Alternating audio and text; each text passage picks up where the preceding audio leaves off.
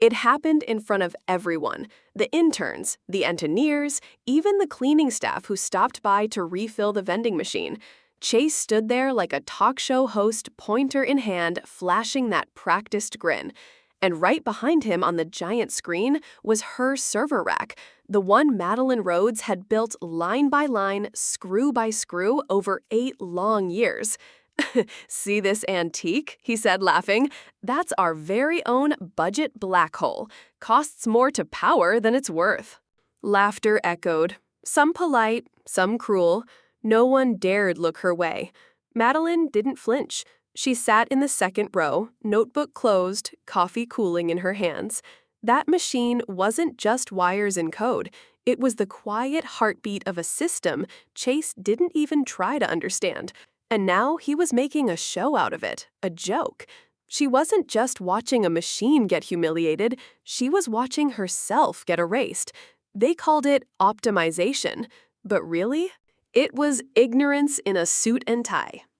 Before we dive deeper into what happened next, let me ask you something real. Where are you watching from?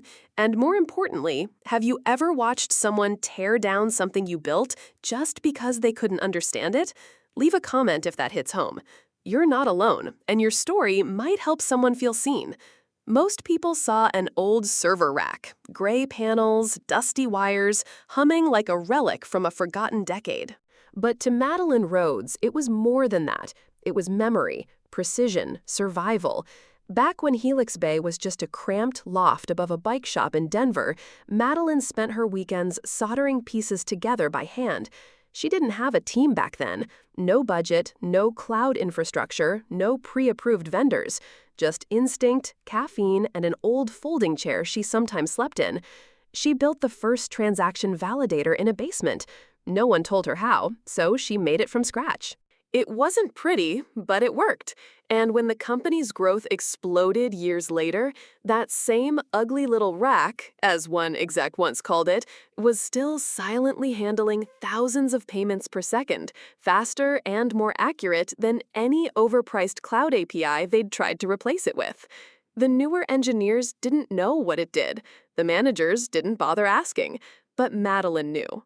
It corrected errors that no one saw, balanced drift, filtered token delays, patched bugs in real time that hadn't even been named yet. They had no idea how many times that machine had saved their entire back end from collapse because it never failed loud. It only worked quiet. That was the problem. In a world that rewards noise, Madeline built something that didn't scream when it mattered. It just did the job. And so, over time, the company forgot. Not out of malice, but out of convenience. They forgot how much of their system still depended on the things she'd built with calloused hands and sleepless nights. And now that silence was about to cost them more than they could imagine. But they didn't know that yet. Not Chase, not the board, not even the engineers who called her old school behind closed doors. They thought unclugging it would save money. They didn't realize they were cutting the line to their own heartbeat. And the next morning, someone rolled in with a dolly. It happened at 8:41 a.m. on a Wednesday. 2 guys from facilities rolled into the server room pushing a dolly. One wore headphones, nodding to a beat only he could hear. The other was halfway through a breakfast burrito and looked like he'd rather be anywhere else. Madeline watched from the corner, arms crossed, her back resting lightly against the metal rack. No one spoke to her. No one asked for access. They had an email. "Decommission legacy hardware," it said. Authorized by Chase Winslow. The man with the burrito squinted at the server. "This the nostalgia unit?" he asked, almost joking. His partner smirked. "Looks like it. Let's unplug it before someone changes their mind." And just like that, they reached down and pulled the power cable. No announcement, no backup plan, just fingers around a cord and years of stability yanked from the grid like an old Christmas light. Madeline said nothing. Not a word. She watched the LEDs fade one by one, watched the fan slow to a stop, watched 8 years of careful architecture go quiet in under 10 seconds. It was strange. The silence didn't sound empty. It sounded final. The dolly rattled as they rolled the rack away, bumping it into the doorway like a Craigslist couch no one wanted to carry properly. She kept her hands in her pockets, not out of calm, but out of restraint. Her pulse was steady, her face unreadable. But inside, she felt a shift, like something sacred had been touched without permission. Back at her desk, no one asked if she was okay. Most people didn't even realize what had just been taken out of the building. But she knew, and she wasn't angry. She was focused, because what they had unplugged wasn't just a server. It was a trap, and it had just been sprung. That night, long after the office lights dimmed and Slack channels went silent, Madeline sat cross-legged on the floor of her apartment, lit only by the soft glow of a single terminal screen. The mirror was already running. She had set it up months ago, not out of paranoia, but experience. Experience taught her that systems fail when egos take control, and egos, they never check logs before pulling plugs. Her mirror wasn't just a copy. It was a living replica of the validator environment, synced nightly, sealed off from the outside network, and secured with layers of encryption that no one else at Helix Bay even knew existed. She called it quietly, affectionately, the Echo. As the main system went dark, the Echo came alive. Every transaction, every token request, every misfire, it recorded them all. She watched the logs flicker across her screen, faint signs of imbalance beginning to appear already.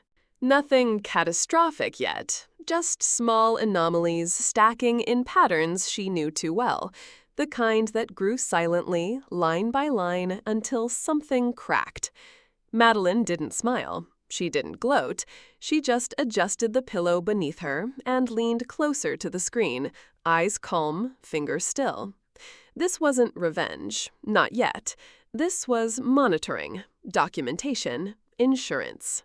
She reached for the small steel USB drive beside her keyboard, fingerprint-locked, air-gapped, and tagged only with a scratched label, Protocol 9E. Inside it was everything: override keys, recovery scripts, a ledger of back-end patches no one had ever reviewed. She hadn't written it for them. She wrote it for herself, so that one day, if anyone ever came asking what went wrong, she wouldn't have to explain. She'd just show them. The final thing she did that night was send a simple email. No name, no threats, just a subject line, reference Echo Drift, and a short note, lines 1439. Timestamp inconsistency confirmed. Action advised. She hit send, closed the laptop, and went to sleep, because now the countdown had started, and the Echo never blinked. It started like most failures do, quietly. On Friday morning, the help desk received a ticket from a customer in Ohio. "I canceled my order yesterday, but I got 2 refunds instead of 1. Is this normal?" No one thought much of it, just a minor glitch. Maybe a hiccup in the billing system. Someone tagged the finance team. Someone else purged a session cache. Case closed. But 2 hours later, 5 more tickets came in, then 11, all saying the same thing: duplicate refunds, stuck orders, carts disappearing mid-checkout. The engineering Slack thread lit up with questions. Anyone seeing these token mismatch errors? Could be latency, failover node, looks sketchy. Should we escalate? Chase didn't escalate. He joined the Zoom stand-up from his home office, perfectly lit hair, styled smile intact. "Looks like we've hit a small turbulence patch," he said. "Nothing serious. Let's reboot the cloud and keep the weekend sale moving." Madeline, watching from her own apartment, didn't say a word. She just scrolled through the Echo's logs. The anomalies were growing: timestamp drift, transaction duplication, back-end validation loops stalling in silent cycles. The system wasn't crashing. It was slowly unraveling, one misplaced confirmation at a time. But it didn't look like failure on the surface. Not yet. To the dashboards, everything still seemed functional, operational. Only the numbers were off, just slightly, just enough to whisper, not scream. Madeline leaned back in her chair and stared at the glowing lines of code. They hadn't noticed, but they would. And by then, it wouldn't be a glitch. It would be rot, and rot has a way of spreading. By Monday morning, the cracks were impossible to ignore. Customer complaints had doubled. Refund totals didn't match revenue. Some orders were showing up in the system twice, others not at all. A junior developer named Eli noticed it first, fresh out of college, bright, eager. The kind of person who still believed that speaking up made a difference. He stayed late that night, combing through line after line of transaction logs. And what he found was unsettling. The system wasn't validating token states correctly. Each time a transaction was initiated, it created a delay loop. And instead of resolving that delay, the backend was skipping it altogether, stacking requests, duplicating data, creating echoes of purchases that never actually existed. Eli did what he thought was right. He documented everything in a neat 6-page report, labeled it urgent, sent it to the engineering team, CC'd his manager, even added a polite note at the top. This might explain the recent errors. Happy to walk anyone through the logs. That was at 10:14 a.m. By 11:02, he was locked out of his account. No explanation, no meeting, no HR rep, just a Slack message from Chase Winslow. Thanks for your work, Eli. Unfortunately, this kind of speculation is disruptive. We wish you the best. Gone. Just like that, the thread went silent. No one replied, no one defended him. Madeline saw the message. She recognized the pattern. Chase wasn't just ignoring problems now, he was actively burying them. And in doing so, he'd just proven something to her. He wasn't afraid of failure, he was afraid of being told the truth. That night, Madeline opened a terminal and typed the first line of Protocol 9E. Madeline didn't sleep much that night. She sat by the window with a mug of lukewarm tea, watching Denver's city lights flicker under a cloudy sky. Her terminal screen glowed softly in the corner, alive with errors no one else was tracking. Log mismatches, refund loopbacks, authorization timeouts. The pattern was clear now. Not just bugs, not just stress on the system. It was unraveling, and no one in charge was listening. She knew what would happen next. Chase would keep brushing off the symptoms, someone would propose a patch that wouldn't work, and the company would bleed slowly, quietly, and then all at once. She'd warned them before. Reports, emails, memos with subject lines in all caps. No one had ever replied. So this time, she didn't send a report. She sent a whisper, a clean, anonymous email routed through a private relay. Subject line, Echo Protocol. Reference Q9. No signature. No explanation, just a brief message. See Validator Drift Logs, lines 45 through 72. Cross-check token delay anomaly. Immediate review advised. She didn't need to say more. The legal department would see the phrasing and panic, because buried in the system's internal documentation, long forgotten, was a patch note labeled Q9 Drift Override, and only one person ever wrote that note, her. Madeline closed her laptop and exhaled slowly. No anger, no adrenaline, just a cold, focused calm. Like the quiet before a fire catches. She had lit the match. Now, all she had to do was wait for someone to smell the smoke. And that someone wouldn't be Chase. Not yet. By Wednesday morning, things were no longer quiet. The dashboard said Helix Bay had just finished a record sales day. Marketing celebrated with emojis in Slack. Accounting wasn't so sure. Their numbers didn't match. Revenue projections were off by almost $200,000, and no one could figure out why. Refunds were spiking. Receipts were duplicating. Customer service was flooded with complaints like, I got charged twice and nothing arrived. My cart disappeared mid-payment. Is this a scam? At first, people assumed it was a reporting bug, but the bugs didn't stop. They multiplied. In the back end, token loops were failing to close. Transaction logs were empty where they shouldn't be. One engineer called it phantom drift. Another called it a black hole with a UI. Still, Chase remained calm, or at least pretended to be. He joined every meeting with a fresh shirt and a plastic smile, brushing off questions with lines like, just a visibility glitch. We're realigning with cloud partners. No need to panic. But beneath the surface, panic was growing fast. Someone from legal quietly reached out to engineering, then to compliance, then to IT security, and someone, no one said who, pulled up the validator documentation, the real one. The one archived 3 years ago with a note tagged, "Do not alter, legacy override conditions." That was the moment the hush broke. Someone finally asked out loud in a shared channel, "Who removed the original validator rack?" Silence. Then a reply from an intern, "Facilities took it," said it was approved by Chase. The thread went dead. No more laughing, no more Slack emojis, just a quiet collective realization. Something critical had been unplugged. And no one left in the room understood what it actually did. But one person did, and she was already logged in. It wasn't the CEO who called her. It wasn't even the CTO. It was Rachel Klein, the company's crisis PR director. Her voice was smooth, low, practiced, like someone who'd spent a decade putting out fires for people who never learned not to play with matches.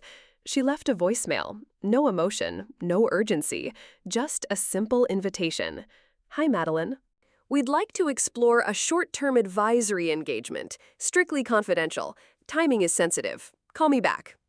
Madeline didn't respond, not immediately. Instead, she took a walk. The air in Denver was sharp that morning. Clear skies, no wind, but everything still felt heavy. The kind of weight that settles behind your ribs when you know you were right and it doesn't feel like a win. By the time she returned home, she had 6 new emails, 2 from legal, 1 from IT, 1 from a board member she'd never met, and 1 very short from Chase himself. "Madeline, I think we may have misunderstood some of the system dependencies. Would love to reconnect and talk through solutions." She didn't even open it all the way. Instead, she crafted a single reply. Plain text. No greeting, no pleasantries. 3-month contract. Paid in full upfront. Full admin access. No supervision. I choose my team, I set the rules. And Chase is gone. Publicly. No transition, no NDA, no ceremony. Then she hit send. And waited. The contract came through 4 hours later. Signed, approved, no edits. At 7:59 the next morning, Madeline Rhodes walked through the front doors of Helix Bay headquarters. Same boots, same badge, but everything was different. She didn't say a word, but everyone knew why she was there. The office was quieter than usual that morning. No hallway chatter, no keyboard clatter. Just the soft hum of machines and the occasional shuffle of footsteps too cautious to echo. Madeline stepped into the lobby at exactly 8:01 a.m. She wore the same dark boots she'd always worn, carried the same messenger bag slung over one shoulder. Her ID badge, deactivated just weeks ago now, blinked green as she scanned it at the turnstile. A soft beep. A click. No fanfare. A few engineers looked up from their desks. Some nodded. Others looked away.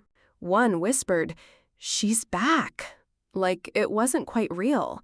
Madeline didn't stop. She didn't speak. She walked past the marketing wall of motivational quotes, past the empty glass office where Chase's nameplate used to be, and headed straight toward the server room. Or rather, what was left of it. They had turned it into a multi-purpose storage space.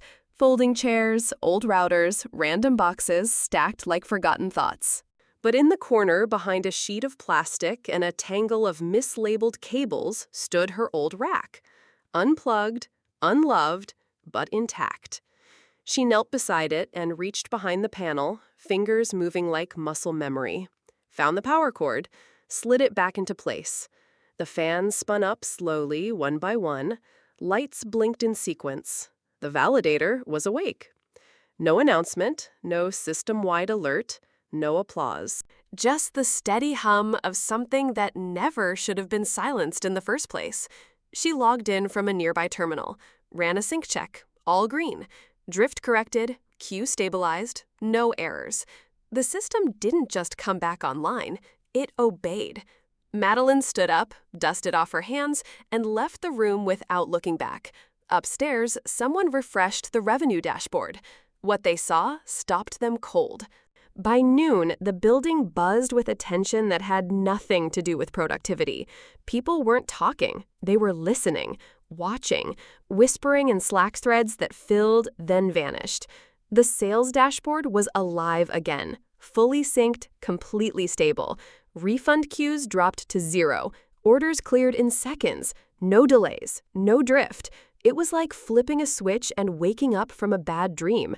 The miracle wasn't subtle. Someone leaked a screenshot.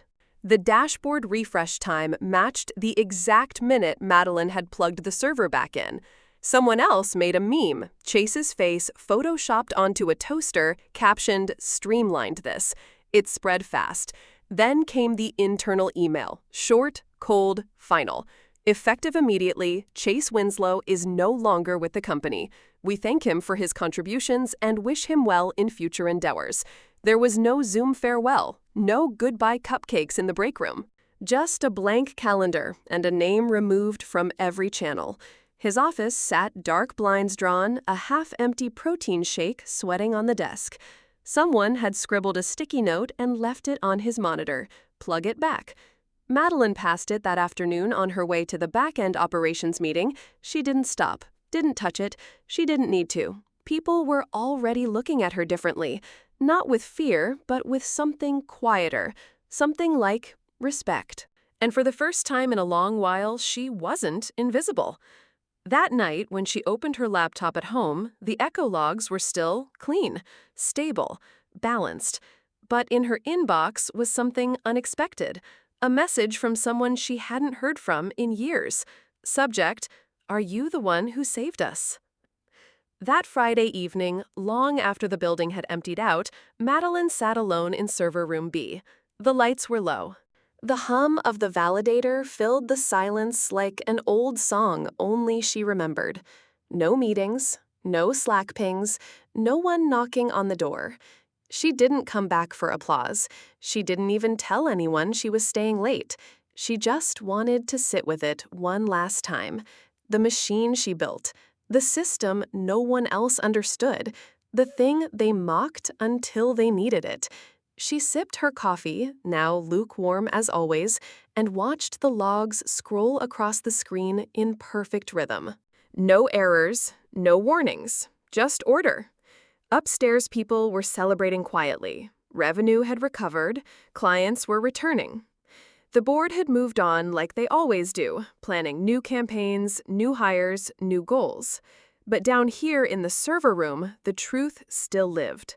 Madeline never bragged. She never shouted, "I told you so." She just fixed what was broken and let the facts speak louder than her voice ever could. Chase? No one mentioned him anymore. His name faded faster than the panic he caused.